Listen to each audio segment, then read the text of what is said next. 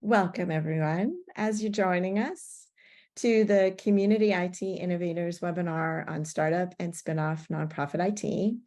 We know that planning for IT can be overwhelming, or you might not know where to start. And there are so many IT tools available now that weren't available 10 to 20 years ago, so that if you are a startup nonprofit, you're probably able to do a lot of your IT yourself. But as you grow, and we hope you grow, there will come a point where you will have to either hire someone to build your capacity internally to handle your IT, or outsource some or all of your IT support. And there are many things you can do in the startup phase to prepare for that development. So we're going to talk about that today.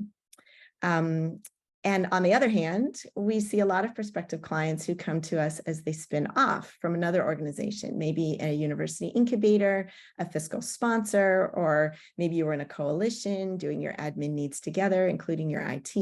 And when you spin off can be the first time you realize that the IT that you need, and you realize you have to start making your IT decisions yourself and untangle your organization from whoever was providing your IT before. So it can be an opportunity, but it can be challenging. And if you're in either situation, a startup or a spinoff, we're glad you joined us. And maybe we can give you a framework on how to think about your IT support as you grow. I'm Carolyn Woodard. I'm the Outreach Director for Community IT, and I'm the moderator today. Before I came to Community IT, I was an IT director at large and small nonprofits.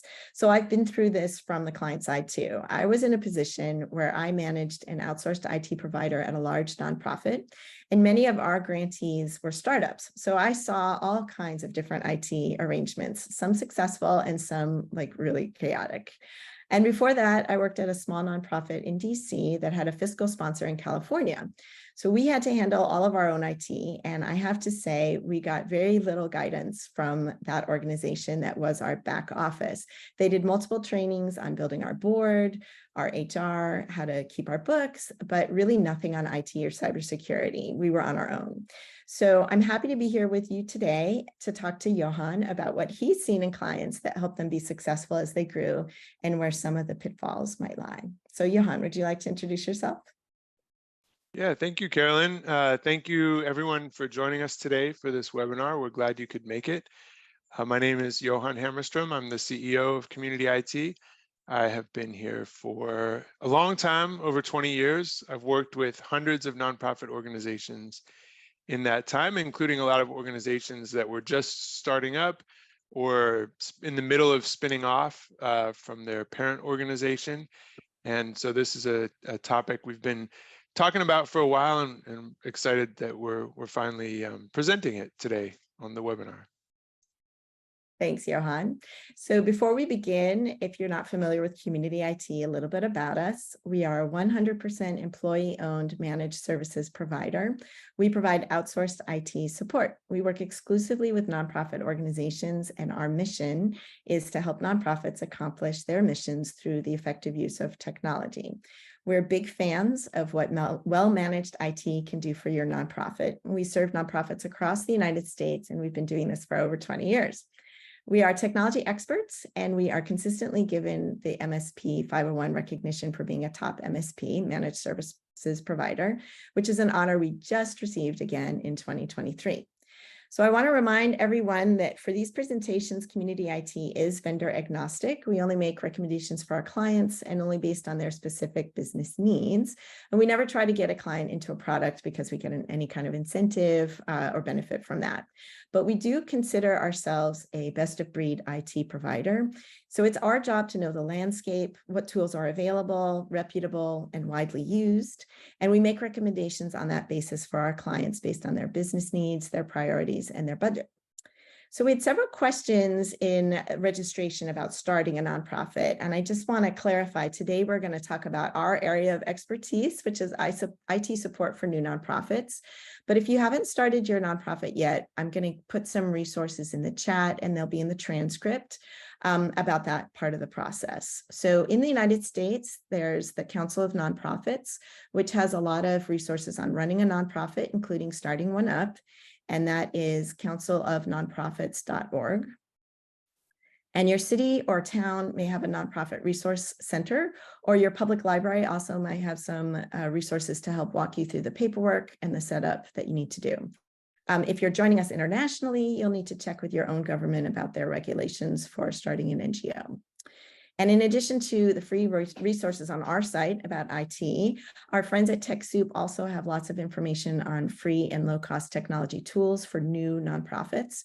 And they have a library of online courses as well that you can take to improve your management of IT, including a cybersecurity 101 course that Community IT provided for them.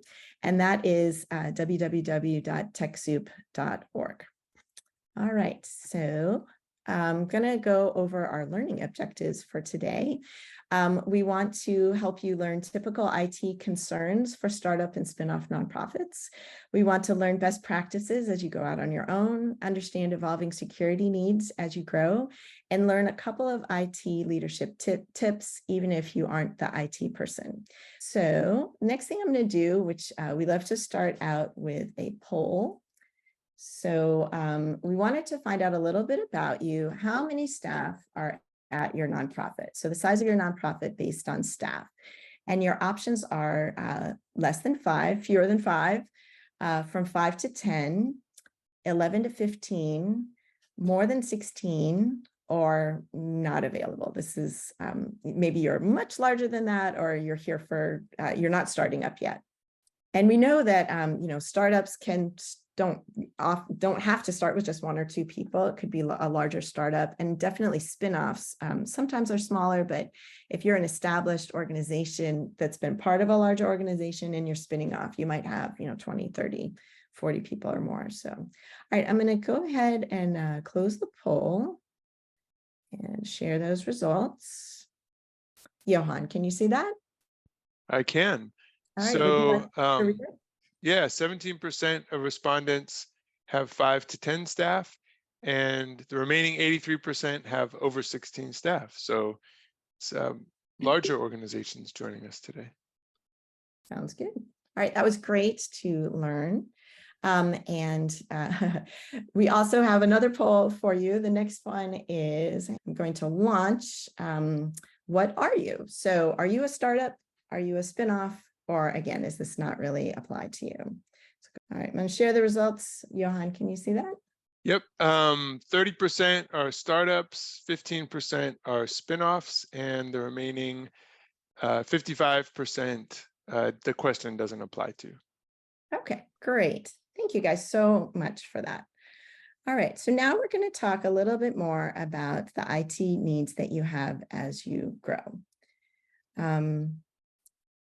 So Johan, I think we've talked a lot at Community IT about these different kind of size ranges that it's not always the case that clients and prospective clients fall in these exact categories, but in general, the size of your organization can, there's just some natural ways of managing IT that fall into those different size categories.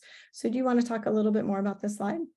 Yeah. So like you were saying, Carolyn, these are not exact definitions in the sense that you could be a startup or a spinoff with over 100 staff. You could be a mature organization with only 15 staff. So these are not hard and fast definitions, but they're kind of general rules of thumb that we found, broadly applicable. And I think, you can consider your size as well as the age of the organization, as you think about the different kinds of IT support that you need. So let's actually we'll start at the bottom with, what we're calling the startup organizations, fewer than 5 staff. At that size, the focus is really on, the organizational priorities, sort of getting the organization off the ground, starting to work on developing your program, securing your funding sources. Very little work is really going into organizational development itself. You don't have a complex hierarchy. You may not even have any kind of like management supervision structure. There's probably one person who oversees the whole organization and makes all of the decisions. So in an environment like that, it's important that your IT is secure and that it's meeting the needs of the staff. But generally with smaller organizations and with startup organizations, there's sort of an expectation that everybody is going to be resourceful in all kinds of different ways. You have to be resourceful to keep an organization like that running, and that's going to extend to IT. So at that size, we typically recommend not working with a full-on outsourced service provider like Community IT, and we'll talk a little bit more about what that entails on the next slide. But generally, if you have someone in the organization who is pretty good with technology, who can figure out, the basics of administering either, your Google Workspace or your Microsoft 365 account, that's probably sufficient. That's probably going to meet the needs of the organization at that size.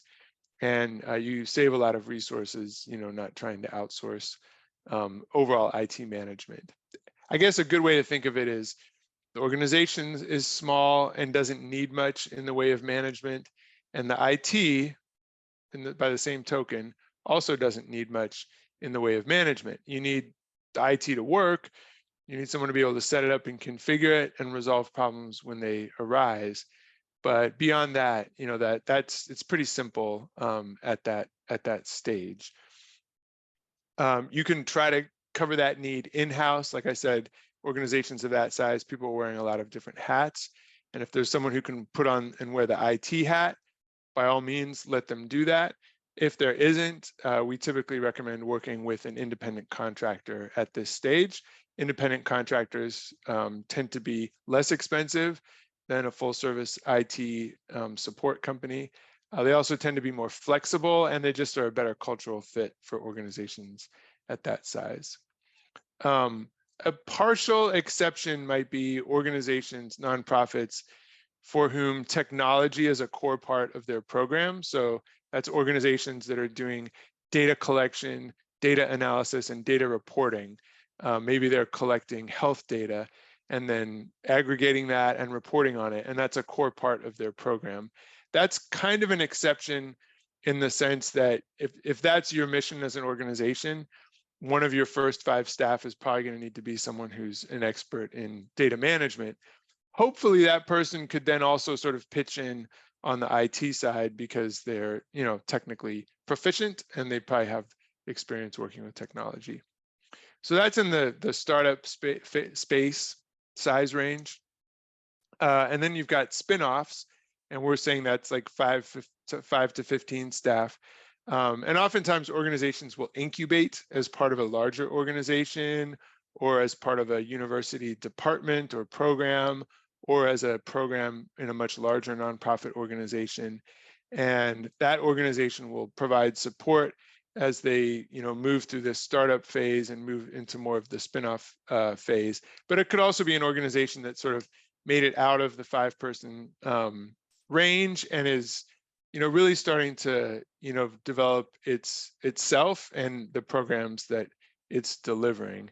So in the spin-off phase, and I think the organization again provides a really good analogy.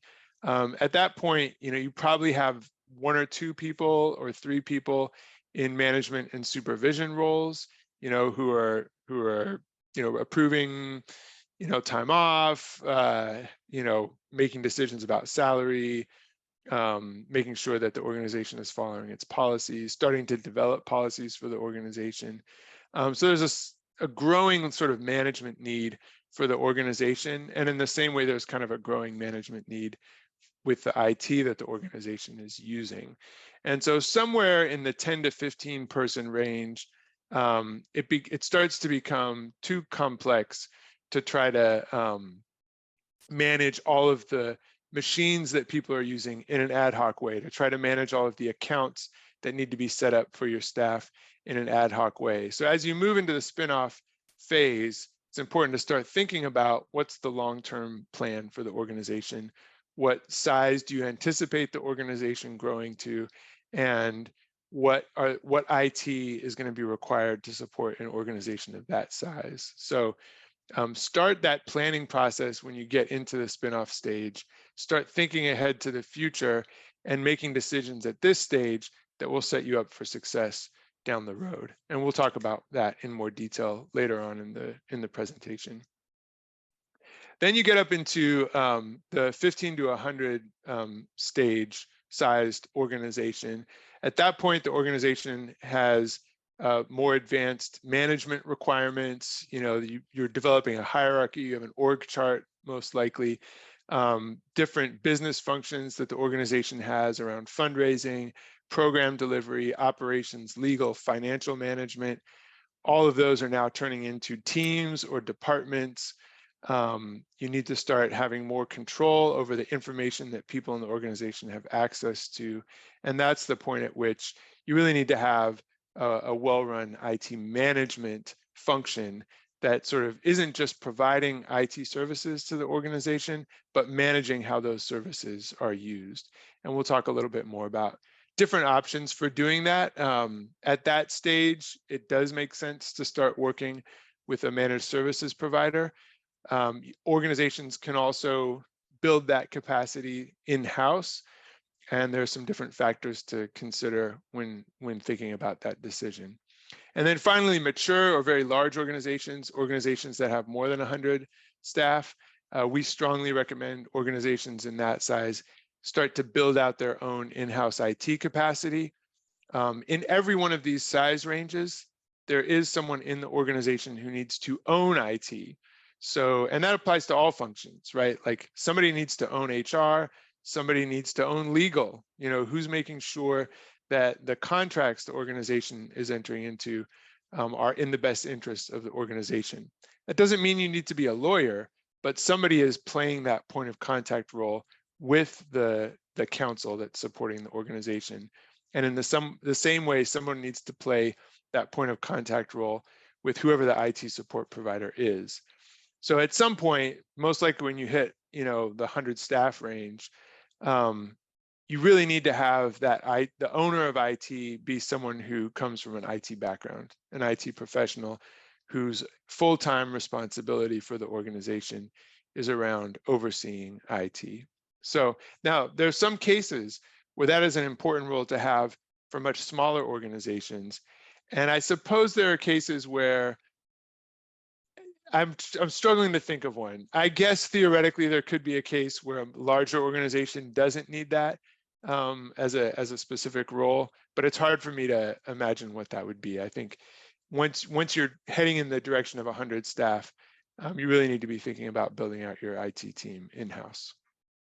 Yeah, I think we also talked earlier about if you have multiple offices, although I think that's, like a lot of people are working remotely now, but yeah, if you have more than one office, just your IT needs are going to be more complex because of that as well, for sure. Okay, so our next question, Johan, is what is a managed services provider? Yeah, so managed services provider is a very specific type of IT support provider. And there's been kind of an evolution over the last 25 years in how IT support is provided by third-party firms like Community IT. And for a long time, the approach was break fix, which was basically you pay someone to come in and set up your computers and your information systems. And then when they break, you call that same provider to come and fix the machines once they've broken. And that was kind of the original model for IT services back in the 90s and into the early 2000s. And then that was, I don't know if it was replaced because there are still firms that provide that type of support. But then an additional model was created called value added reseller, or VAR, where they would sell the equipment directly and then include support of that equipment as part of the contract, the long-term support contract. But one thing you note in these models is that they're really equipment centric. They're focused on the equipment, set it up, fix it, sell it, make sure it's running. And as we've all learned, IT is about so much more than the equipment. In fact, the equipment is really there to kind of facilitate the use of these information systems that help make the staff and the organization as a whole more productive and in doing the work that they do. And so that whole model of break fix and adding support onto the sale of hardware, it was lacking because it wasn't really providing organizations what they really needed, which is the management of IT systems and equipment over time. And so that's really where the managed services provider model came from. And nowadays, if you're looking for IT support, you are almost certainly going to be considering a firm that offers some version of managed services. And so we all call ourselves managed services providers. So the chances are, if you're working with an IT company right now, they are an MSP, and that's the industry that we all consider ourselves to be in. So some of the things that make MSPs unique and different from break fix and value-added reseller is that they're very proactive. The managed services provider should be providing proactive network management. So monitoring all the machines, applying patches in an automated way, proactively. A good managed services provider will meet with you on a regular basis, will want to understand what your business needs, your organizational priorities are, and help you think through how to align your information systems with those organizational priorities. So they're proactive in that way as well. Almost every MSP offers a help desk that you can call to get support, and the help desk is relying on the proactive management tools that the provider is got in place for the organization to provide support. So it's a model that's more sort of advanced and sophisticated, and it requires more upfront investment, but the long term, the goal is to be less expensive than break fix, because you're not usually, when something's broken, it's more expensive to replace it. So you're not waiting for things to break. You're keeping them running so that they won't break. But more importantly than it being less expensive is that it ends up creating IT that's more effective, that has a greater impact on what the organization is trying to do, because the systems are well tuned to meet the needs of the organization. So we have a couple more resources on our website about this specific question of how to select an MSP. And I want to make sure everyone knows that it's not always us. It's, we hope that it is, but we really put a lot of time into building good relationships and partnerships with the clients that we interact with. And as Johan was talking earlier about the slide and the size, like there are some nonprofits that aren't a good fit for this model. So it's important as you're going forward to choose to think about some of these ways to make sure you're getting an MSP that will be a good fit. So Johan, I know you wanted to talk a little bit more about this, and I'll put a couple of the links to our other resources in the chat. Yeah, and I think the resources that we have, like we have a questions to ask a potential managed service provider that you're considering working with. That really outlines a lot of the areas that we recommend organizations look at when they're evaluating managed services provider. I think one of the key requirements is being able to. So this kind of goes back to the real value that a managed services provider delivers is around aligning IT with the organization's priorities and program objectives, mission objectives. And that alignment only happens through a collaborative process. So the managed services provider has to understand what your organizational priorities are, and then has to be able to articulate how their IT recommendations help you meet your organizational priorities. If that conversation isn't happening, if the managed services provider can't articulate how IT is going to help you accomplish your organizational objectives, then it's very difficult for you to establish an effective partnership with that organization. And that needs to start in the sales process, in the evaluation process. See if they ask you what your priorities are. Are they asking you about how you do your work? Are they asking you about anything beyond the nature of your IT systems? And then, pose technical questions to them any problems that you might be currently experiencing as an organization, share those problems with them and see if they understand what you're talking about, and see if they can articulate a possible solution or how they think about that sort of problem. So that partnership and that ability to collaborate around IT is really essential. And oftentimes partnership is about the intangibles. Are they a good fit for the personality of your organization? And not every provider is a great fit, for how different organizations work. So be mindful of that, kind of partnership, the vibe you're getting from the meetings that you're having with them. Are things clicking? Are you speaking the same language? Are they getting you? Or is it just like not, just not flowing? Listen to those sort of intangible things, because those are really kind of the essence of a successful IT partnership. Being able to solve technical problems, that's table stakes.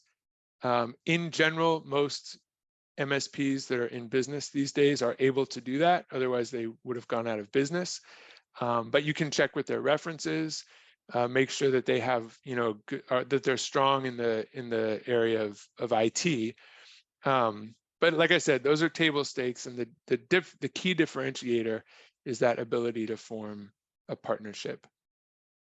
Look at the leadership, who's managing the MSP, and then also look at the ownership. And this is something that's been a huge, there's been a huge change in the MSP industry over the last 5 to 10 years, where a lot of the MSP, it's an interesting industry because it's dominated by small companies that have, less than 40 staff. And most of those firms are owned by a single owner. And many of those owners are getting close to retirement age. So one of the trends that we've noticed in the MSP industry over the last 5 to 10 years are these small business owners looking to sell. Basically, like, they're looking to sell and retire. So they want to get value for what they've built in their business. And at the same time, there's a lot of private equity funding coming into the MSP space. And that's causing this, kind of these roll-ups to happen, where a larger MSP will seek to acquire a lot of smaller MSPs, so that they can then go out and get private equity funding. That can be a challenge because oftentimes when a smaller MSP is acquired by a larger MSP, they cut the services, they change up the support model, and as the ownership of the MSP changes, the priorities of the MSP change as well. So that's something to be mindful of. Like, I would always ask, if I were evaluating managed services providers, who owns the company? What are their 5 to 10 year plans for the business? Because we've worked with a lot of organizations that had an MSP that they loved, and then the MSP ownership changed, and there were significant issues, and to the point where they ended up having to find a new provider. And that's always a painful situation. So it's good to know that that's a great question to ask when you're interviewing your MSP options. All right, thank you so much. This has been a great, I guess, overview of like what MSPs are and the different, kind of sizes of nonprofits that can benefit from MSP and other arrangements. We're going to do another poll now. I hope you can see that, which is, who at your nonprofit has responsibility for IT? So the options are the founder.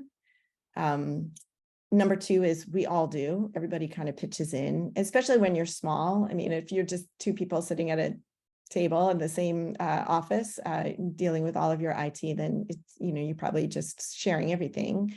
Number 3 is IT reports to the CFO, the COO, or the executive director. So you might have someone responsible for IT, either an accidental techie or an IT director, so an IT manager, but they are reporting to often someone in operations. Number 4, there's only me in my organization and I do it all. So I don't know if that, sometimes that is the founder, but sometimes it's just, what has happened, and then other, not available. All right, so I think we have pretty good participation. I'll give you another moment or two to get your answer in. All right. Go ahead and share. Johan, can you see that? Yep. So 40% IT responsibility is shared by everyone. We all have responsibility. 20% IT reports to the CFO, COO, or ED, and 40% are other. All right. Thank you guys for sharing that with us. We're going to go on to the second part of our presentation, which is probably what you all came for, best practices and how to avoid pitfalls. So Johan, you want to start us off with best practices for startup ITs? Yeah, so 3 things we would encourage you to focus on are, number 1, start managing your IT early on. And I think one way to do that, probably the best way to do that as a startup, is to think about the management of the IT as you roll it out. So you need to spin up a website. That's great. That isn't hard to do these days, depending on what you need from the website. You know, maybe you just get a Squarespace website right off the bat. But who's going to manage that over time? Who's going to keep it up to date? Who's going to manage the renewal? Are there future integrations that might be needed? How do those get managed? So as you say that again, Keep it secure, like who's going to how do you keep it all secure? of the people who have admin access to your website. Exactly. So think about the management of the system. Same with equipment. You know, if you're gonna ask staff to use their own personal computers at this stage to do their work, how is that going to get managed? You know, how do you make sure that their machines are secure, that your information that the organization's information is safe on their machines? And if you're going to purchase machines for staff, how do those machines get managed? So, you know, thinking back to the earlier slide, the management requirements at the startup phase, especially for small organizations with 5 people or less, aren't significant. So you may not run into these management challenges right away, but you will run into them eventually. And so it's really important to start thinking about that now. How is IT going to get managed? Who's going to own it? So it's really kind of the ownership and governance of IT that it's important to keep in mind in this startup phase. Secondly, plan the IT you will need as you grow. So think about not just what you need today, but your timeline for growth. What do you need when you become 10 people a year from now? What if you're going to grow to 20 people 2 years from now? Are the IT decisions that you're making now going to work for the organization as it grows? And I think one of the biggest decisions that organizations have to make is whether or not to go with Google Workspace as their primary productivity solution, or to go with Microsoft 365 as their primary productivity solution. And we have a lot of great resources on our website, sort of comparing the two. There's plenty of resources out there that kind of will walk you through the implications of making that decision. But we have worked with organizations that, just kind of picked on a whim and then found themselves in both directions. There's no right answer here. It's really about fit for the organization. And so we've worked with organizations that, maybe weren't as intentional about that decision and then ended up having to switch and created a lot more work for themselves down the road. So that's just one example. There are others, but that's, kind of one of the primary ones that new organizations need to think about. And then finally, own your own IT as much as possible. So there's 2 examples that come to mind here. One is if you're, spinning off, if you're part of another organization and they're giving you access to their information systems, at some point when you become your own organization, you are going to, need to spin off and become your own organization. And the more independence you have earlier on, the more you own things like your domain name and your website earlier on, the less difficult it becomes down the road to go through that process. The other thing that we've seen is organizations that work with an IT support provider that will resell information storage systems. So When you're working with an MSP, they will provide you with the management tools. So they'll provide the systems that keep your machines secure. They might provide you with the antivirus. They might provide you with an automated patching solution. Those are all completely portable. And you know, if you're working with us and switch to another MSP, all of our systems come off very easily, and the new MSP systems come on very easily. Those are easily moved around. Your files can be very difficult to move around. So if you end up getting your file storage solution from a managed services provider, and then you outgrow them and want to switch to somebody else, your files are on their system. How helpful, how accommodating are they going to be in you moving your files off of their system to another system? And if it's a strange system, if it's not a standard file management system, how is it even going to be possible? So I really caution organizations when you're working with an IT support provider, by all means use their utilities, and those tend to be delivered more efficiently through an outsourced provider, but be very careful about having them host your email, your files. Any information that you want to take with you should be on systems that you own from the outset. Very closely related to that, and there's some similarities here between the last topic and this one on spin-off IT. There will be some detangling. It's not always possible for an organization while it's being incubated, or maybe it started as a program. It's just a program in a larger nonprofit organization. That program gets its own domain name, but the domain name's owned by the parent nonprofit. The email, the files, everything's part of the parent nonprofit. That happens, and that's fine. And at some point, the program, the organization decides for strategic reasons that it would be better if this program, this initiative, were its own nonprofit organization, and it's time to spin off. So that happens. It's not always possible to avoid that.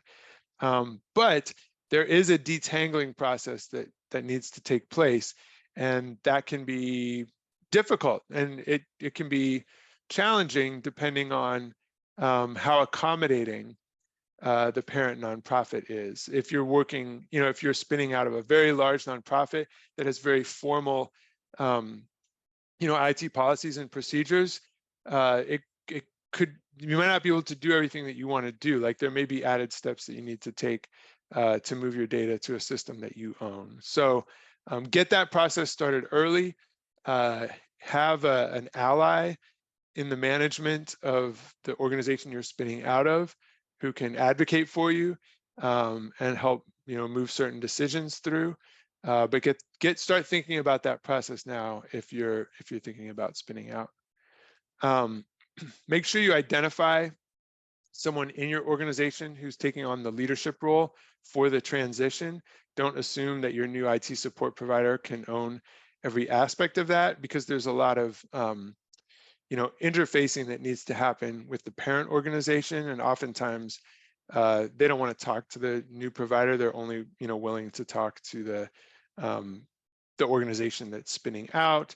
And there's also change management that needs to happen within the spin out organization, and it's important to have somebody in the organization kind of taking the lead on that. So and then finally, cloud is your friend. I mean, this is true almost universally these days, but it's so much easier to migrate systems that are hosted in the cloud rather than systems that are hosted on someone's server. And we're seeing a lot less of this these days, but it's important to keep that in mind as well.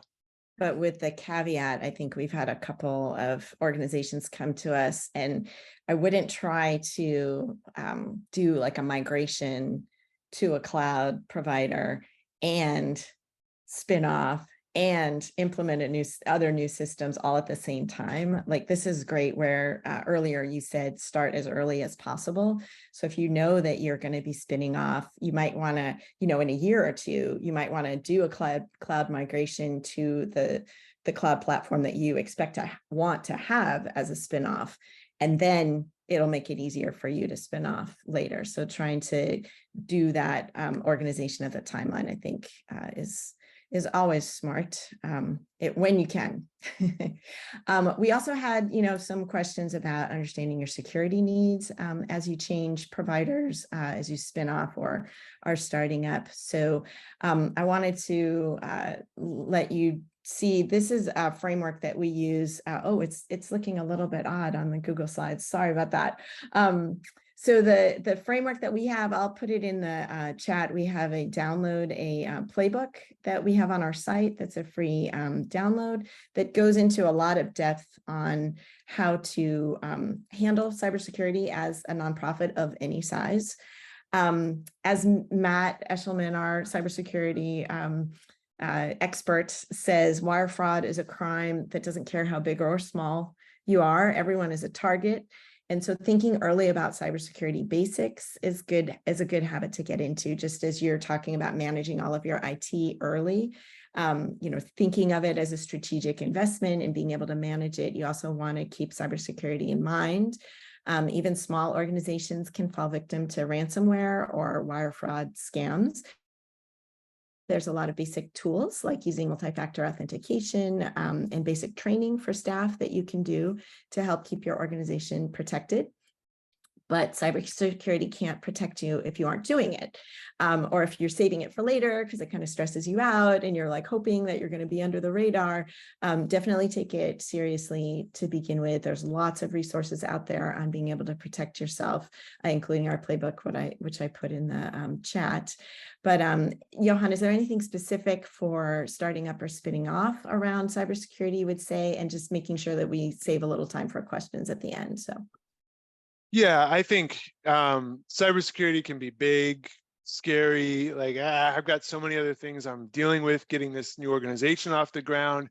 Now I have to become an expert in cybersecurity, and I've got to go and read all these resources and stuff. And so if you're feeling overwhelmed by it, I think the most practical way to get started is to let your cyber liability insurance application be your guide. So if you're starting a new organization, you've got a lot of insurance policies that you have to set up, workers' compensation, general liability.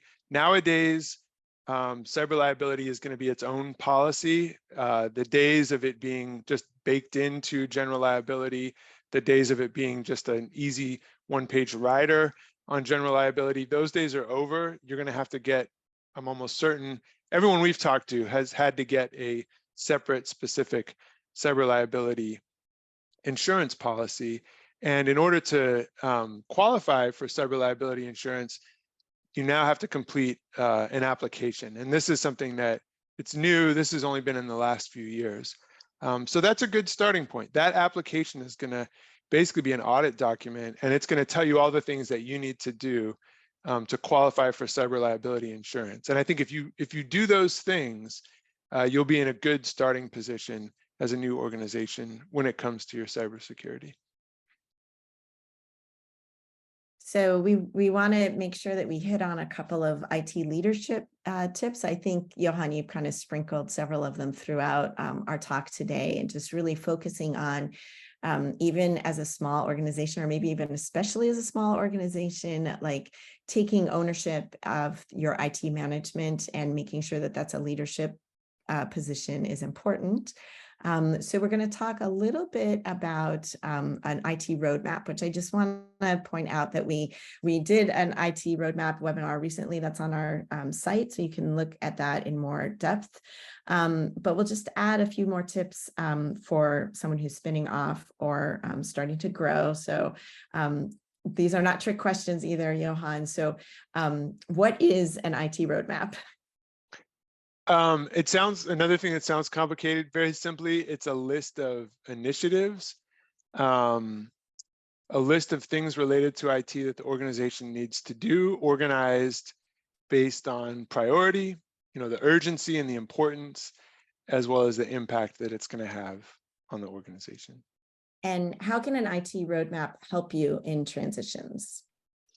It's very helpful because it ensures that the IT that you need is in place when you need it. So the IT roadmap can be aligned to your overall, the organization should have a spin out plan. So, we're doing this by this date, the formal separations on this date, we're signing the chartering documents on this date, we're opening a new office, et cetera. And you just want to have IT kind of baked into that. So if you have a larger organizational plan, then you can make sure that the roadmap is kind of aligned with that larger plan so that all of the IT systems are in place when you need them. Can you make one yourself, or do you need IT consultants to make an IT roadmap? You can probably make one yourself, and I would encourage, especially if you're a smaller organization, I would encourage you to at least get started trying to make one. And we have a sample on the next slide that we'll share with you. And then if you do run into problems, we typically recommend just, kind of thinking back to that early slide about the different types of support you can get: a power user in-house, an independent consultant, a small IT support shop, a full service managed services firm. Whoever you're working with to help you with your IT, they should be able to put the roadmap together for you, or at the very least, give you the information that you need to put your roadmap together. So you don't need to go out and find a special roadmap consultant to put the roadmap together. That makes sense. And the next question, what do startups and spinoffs need from their IT roadmap? I think let's go ahead and show our example. So it can be something as simple as a spreadsheet, or even you could start with a Word document and then put it in a spreadsheet, or a lucid chart, some way that you can indicate like when things are going to happen, who's responsible for them, and what the priorities are, what the urgency is. So did you want to talk a little bit about this example and how, for a spinoff, particularly, this might be really useful. Yeah. I mean, this, again, like you just kind of brainstorm and think through like, well, our staff are going to need laptops to do their work. We're going to open an office and we need a wireless network for them to connect to. Based on our cybersecurity application, we're going to need to provide multi-factor authentication and set up single sign-on. These are best practice policies for organizations to have, and especially for smaller, newer organizations, they can just be developed as part of the overall, employee handbook, HR policies, organizational policies that are being put together. You may know that you need to migrate files from the parent organization. So basically, you're collecting like all of the different, from these various sources, the things that you're going to need to do as far as IT goes, and then just sort of ranking them. And I think the other thing you can do, which we didn't do here, is also kind of put them on a timeline, like almost have like a light Gantt chart, kind of listing when these things are going to happen and establishing any dependencies between them. It can really fit into a project management framework. So hopefully, like you have whoever's responsible for this whole transition that you're going through, you've got someone good doing the project management, and they can really just kind of like slot in the IT component here. Exactly. Yeah, I was just going to add, like, putting on it who's responsible, like who is the person that, like, not only when it has to happen in order for your transition to happen, but who is the responsible person, and then making sure that they have all of the resources that they need, time and staff and support, leadership support to, like kind of tell people what needs to happen and why you're doing it and how it's going to help the IT work after the spinoff is important. So we have a little bit of time for some Q&A. If you want to put in a question for Johan, he's going to have some time to answer. We do have a couple from our registration, so I'm just going to turn to one of those. One was, do you have recommendations for laptop inventory? So as part of this process. I wish I did. That is something that we're still trying to figure out. I do think for smaller organizations, just a simple spreadsheet works just fine. The name of the computer, the serial number, and the person that it's assigned to. For larger organizations, if you have an asset management system, if the finance team is going to use like a formal asset management system, we recommend, including the IT equipment on that. There's a number of different solutions that we've been testing, web-based solutions for managing inventory that we're not ready to make a recommendation yet. So it's kind of an open, unfortunately, it's an open issue just kind of in the sector. But for smaller organizations, spreadsheets can be very effective. And you do need to manage your inventory. You do I'm need to glad manage you your asked that inventory. question. Yeah, in fact, I'll just quickly mention that there's two different aspects to inventory management. There's the who's logged into the computer and who physically has the computer. And sometimes those are the same people, but those are two different like questions that you're answering. So a good device management solution, which your IT provider should be providing for you. You know, you don't need that right away, but you know, when you get to the 15 to 20 person size range, you need a good device management platform.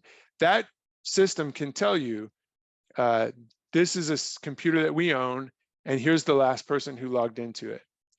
What that system can't tell you is, here's who our facilities manager gave that laptop to, and here's where they live and where they took the laptop to. And this has become a real challenge in the modern world, in the contemporary world, because of work from home. So the best thing to do is have two systems, one that's a facilities-based system where you have inventory control and you record like this device was given to this person and they're at this location. And then you can always like match that up with your device management system that tells you, yeah, that aligns with this user logged into this device, and that is consistent with what the inventory management system is telling us. So it's really like, it's important to have sort of a double ledger, if you will, of equipment for inventory management purposes. And I feel like that's another piece that, like, as you grow becomes more important. And also, you know, budgeting and planning for replacing that inventory. And, you know, like when you're a small startup and you only have, you know, 3 or 4 staff members, and you all have your own laptop and you just bring it and work on it. But as you grow, you're going to want to be replacing those at a regular interval so that you have them up to date and they can receive all the security updates and all of that. So starting early with an inventory, I feel like we do have some clients who come to us who are like, we don't even know all of the devices that are out there or who's on them. So it's a good habit to get into. My next question is, I'm going to put you on the spot a little bit, and I know that there's no answer to this, but someone in the registration did ask about costs. So when you are looking at managed service provider or other, you know, IT support, how do costs usually work? Is it like per staff person? Is it per device? Like, are there other costs that go into it? How can people kind of get an idea of what that's going to be like? Yeah, I mean, the two most common sort of ways of pricing out IT support services are per hour or per device or per person. So independent consultants and smaller break fix shops will typically bill you on a per hour basis, and their staff just have an hourly rate associated with their work. Managed services providers will usually combine hourly rate work with a per device fixed price. So a fixed price for, you know, managing the devices, potentially supporting the staff that use those devices. And that'll either be per device, or sometimes they'll do it on a per person basis as well. All right, so that's good to know. I want to be mindful of time. So we had some learning objectives today, and I think we've gone over them. I think we've hit all of them. So we wanted to learn typical IT concerns for startups and spin-off nonprofits. We wanted to learn best practices as you go off on your own or as you grow, just in general. We wanted to understand evolving security needs and, you know, give you some resources to go to for security, and then learn a few IT leadership tips for kind of guiding your organization through these types of transitions. I want to make sure that I tell us about next month, which is a great segue. Next month, we are going to do an update on Google Workspaces and nonprofits. The platform is very popular. We mentioned it already today. It's always evolving. If you're on Google Workspace or thinking about moving to Google for everything, you can join us next month. And one thing we've noticed is that a lot of startups do use Google when they're starting up, and then they kind of have a question of, is it professional? Can they continue with it as they grow and get larger and have more complex needs? So we're going to talk about that with two of our experts who've done lots of Google projects. And that is August 16th next month at 3 p.m. Eastern, noon Pacific. And our experts, Steve Longenecker and Luke Casey, are going to join us for that. And if you happen to be watching on YouTube today, we encourage you to subscribe to our YouTube channel so you get updates when we post new webinars. And of course, you can register for upcoming webinars on our website, because then even if you can't attend, you will be on the mailing list to get reminders every month of our different topics. And you can also ask your own questions at registration and suggest future topics for us that you'd like to hear about. So Johan, I just want to thank you so much for sharing your time and expertise with us today. I feel like this was really very useful. I hope it was useful to people who are spinning off or are managing their startup nonprofits. And thank you all so much for joining us. Really appreciate it. And Johan, thank you so much. It was a pleasure. Thank you, Carolyn. Thanks, everyone.